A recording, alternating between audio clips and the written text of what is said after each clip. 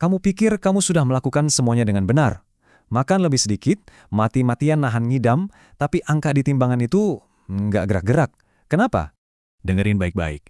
Masalahnya bukan di kemauan kamu yang lemah. Masalah sebenarnya adalah tubuhmu menganggap diet ketatmu itu sebagai sinyal bahaya, sinyal kelaparan yang mengancam nyawa.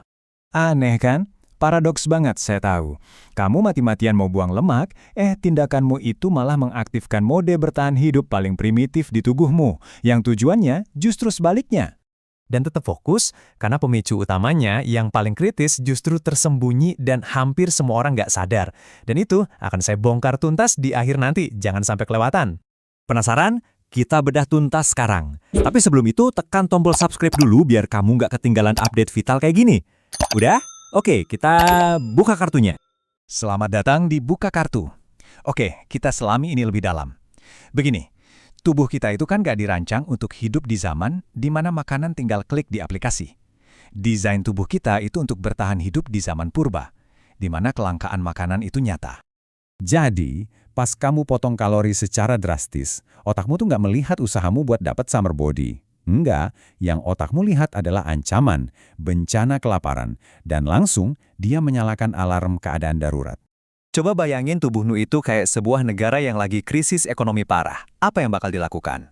Pertama, potong semua pengeluaran. Dalam hal ini, metabolisme jadi lambat. Kedua, korbankan infrastruktur yang nggak vital. Otot mulai dibakar. Dan ketiga yang paling penting, timbun semua sumber daya. Lemak disimpan rapat-rapat. Jadi, tubuhmu itu bukannya mengkhianati kamu. Dia justru lagi menjalankan strategi brilian buat nyelamatin kamu dari bencana. Nah, para ilmuwan punya nama keren buat kondisi darurat ini, termogenesis adaptif. Inilah alasan utama kenapa strategi makan lebih sedikit itu akhirnya mentok. Mesin di dalam tubuhmu sengaja dibikin lebih lambat buat hemat bahan bakar. Oke, sekarang kita masuk ke ruang kontrolnya. Keadaan darurat ini nggak berjalan sendiri. Ada sutradara-sutradara tak kasat mata yang sangat kuat di belakangnya, hormon kamu. Dan mereka lagi menulis ulang skenario tubuhmu dari awal. Dan di sini kita lihat ada serangan ganda yang jahat banget. Leptin, hormon yang kasih sinyal, oke, gue udah kenyang, tiba-tiba anjlok. Di saat yang sama, grelin, hormon gue lapar banget, malah meroket gila-gilaan. Kamu jadi ngerasa lapar terus-terusan, padahal baru aja makan. Dan seolah itu belum cukup, ini dia pukulan pamungkasnya.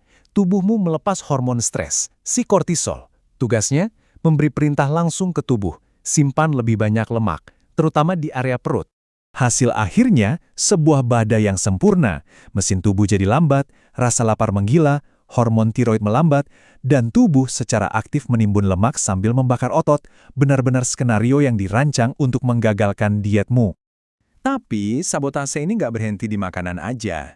Saya menemukan ada dua faktor gaya hidup modern yang jadi kayak bensin di atas api ini. Stres kronis dan, tentu saja, kurang tidur.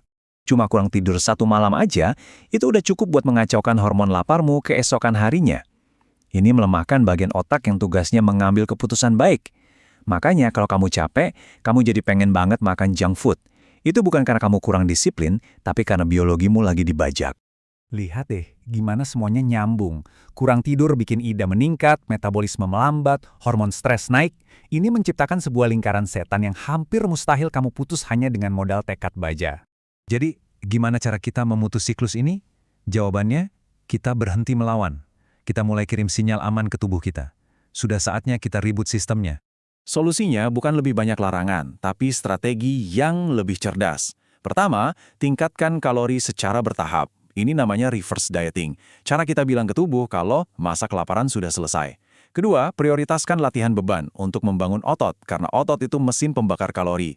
Ketiga, kuasai tidurmu. Jadwal tidur yang konsisten itu adalah tombol reset hormon yang paling ampuh. Dan terakhir, kelola stres. Ingat ya, perjuangan ini nggak pernah jadi salahmu. Ini bukan kegagalan personal. Ini adalah respons biologis yang bisa diprediksi. Dengan memahami aturan mainnya, kamu akhirnya bisa mengubah hasil akhirnya. Jadi, bagaimana kalau kita ubah tujuannya? Bukan untuk menghukum tubuh supaya nurut, tapi memberinya nutrisi supaya mau bekerja sama. Sampai jumpa di episode Buka Kartu kali ini. Jangan lupa like, share, and subscribe.